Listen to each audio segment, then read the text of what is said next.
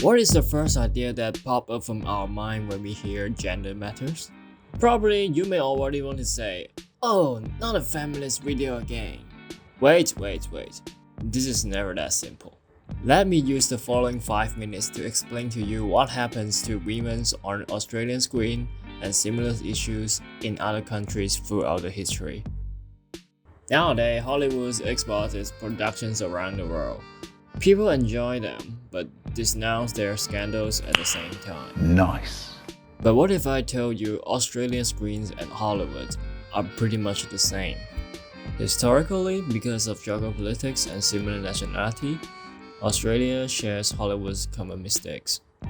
You know, unfairness and injustice were not built in one day. This industry is always believed to be a boys' club in the early stages, and women are only available in front of a silver screen, and they're characterized by gender stereotype and sexism.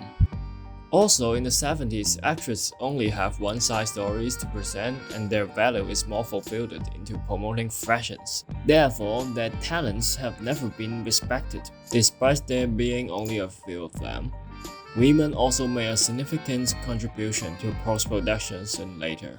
However, over the years, their work often went unacknowledged in film credits, and they were only directed towards young working-class women.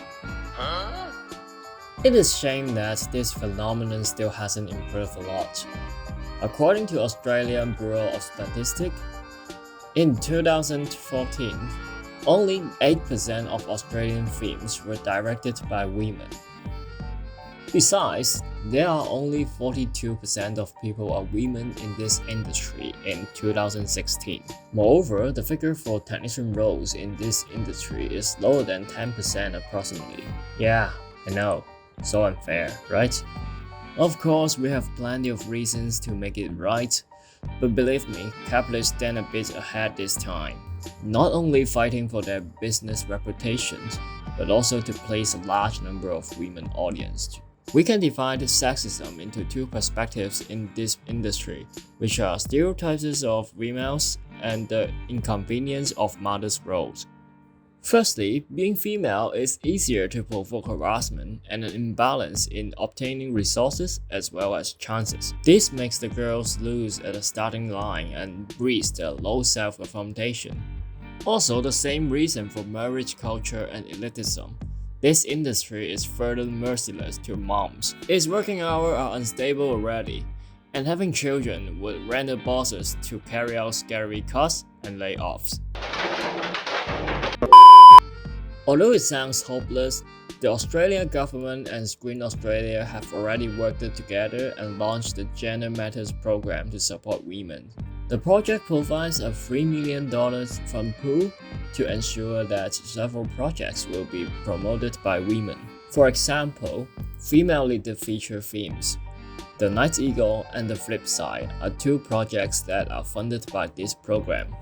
In long term, Screen Australia has added gender and cultural diversity as one of its new funding criteria since 2015.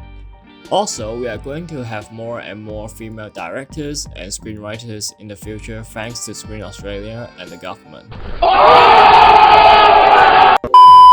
Don't be so sensitive about my political correctness, but in fact, Screen Australia's KPI is a self-imposed target. It is not a quota.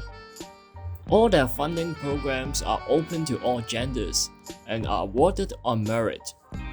Okay, let's look back to Hollywood now, which breeds the most contradictory Me Too movement since 2017. On the surface, it provides a more inclusive work environment for women. However, these reactions soon render overcorrections, exaggeration, and exploitation, which breeds a new chain of hatred, and things only become more radical. Therefore, I believe that no matter what is coming up to fix any issues, we can't cure the evil in everyone's mind. But it doesn't mean that what we have done are meaningless. It will only be meaningless if we stop doing any contribution.